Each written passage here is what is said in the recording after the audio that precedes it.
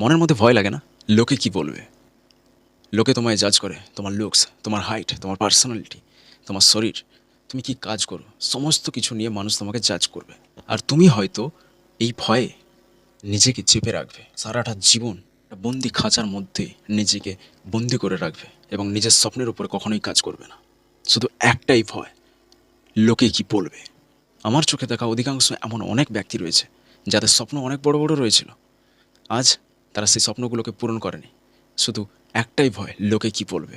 আর আজ তারা অনুশোচনার মাধ্যমে জীবন কাটাচ্ছে, যেমন মনে হচ্ছে তারা অলরেডি মৃত। কিন্তু একবার ভেবে দেখো, গড তোমাকে এই দুনিয়াতে পাঠিয়েছে, সে তোমাকে তোমার লুকস, তোমার পার্সোনালিটি, তোমার ট্যালেন্ট, তোমার স্কিল সব কিছু দিয়ে তোমাকে এখানে পাঠিয়েছে। এমন কোনো ব্যক্তি নেই যাকে দুনিয়াতে ভগবান উইদাউট কোনো স্কিল, ট্যালেন্ট, পার্সোনালিটিতে পাঠিয়েছে। যখন গড তোমাকে জাজ করেনি, তুমি কে নিজেকে জাজ করার?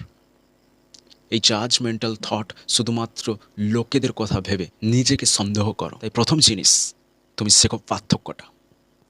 যেটা তোমার হাতে রয়েছে সেটা শুধুমাত্র তুমিই পরিবর্তন করতে পারবে না। আর যেটা তোমার হাতে নেই, যেমন তোমার লুকস, তোমার হাইট, তোমার পার্সোনালিটি, তোমার রং, এতে তোমার কোনো হাত নেই।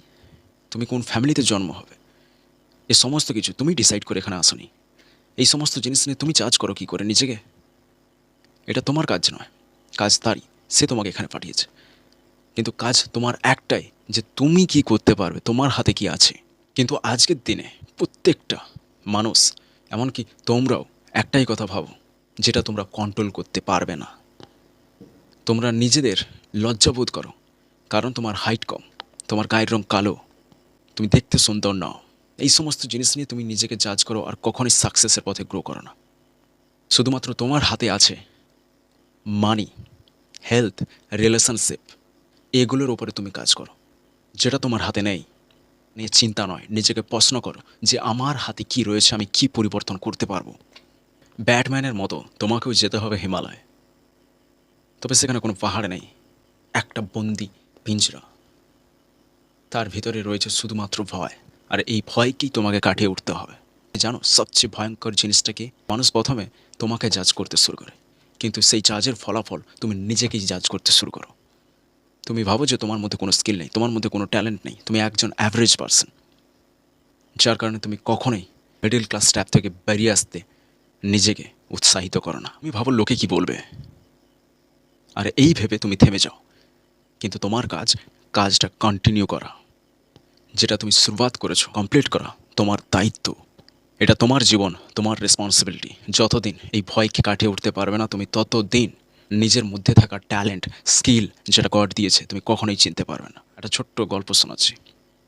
ঈগল পাখির ডিম একটা মুরগির ঝুন্ডের মধ্যে পড়ে যায়, এবং ঈগল পাখির বাচ্চাটা যখন ডিম থেকে বেরিয়ে আসছে তখন অন্যান্য মুরগির মতো উড়ছিল, তাদের মতো মুখ ঠুকরে ঠুকরে খাবার খুঁজছিল। একদিন হঠাৎ করে সেই ঈগল পাখির বাচ্চার চোখটা পড়লো আকাশে, দেখলো যে একটা বিশাল পাখি আকাশে উড়ছে। সে যখন জিজ্ঞাসা করলো তার বন্ধু বান্ধবদের, বাচ্চা মুরগিদের, তারা বলল যে ও ঈগল, ও সবসময়ের জন্য আকাশে উড়তে পারে, ওর সেই ক্ষমতা রয়েছে, কিন্তু আমরা সাধারণ একটা মুরগি, আমরা উড়তে পারি না। একবার ছোট্ট জিনিস ভেবে দেখো, এই ঈগল পাখির বাচ্চাটাও জন্মিয়েছিল ঈগলের মতো, কিন্তু সে এমন সঙ্গতের মধ্যে রয়েছে এবং মনের মধ্যে সেই ভয়টার কারণে সে কখনোই নিজেকে সেই বন্দি পিঞ্জরার ভেতর থেকে বের করে আনেনি। আর আজ তুমি সেটাই করছো।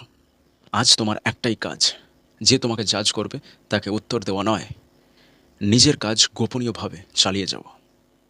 এই কথা সর্বদা মনে রাখবে, এই দুনিয়াতে গড তোমাকে পাঠিয়েছে কোনো উদ্দেশ্যের জন্যে।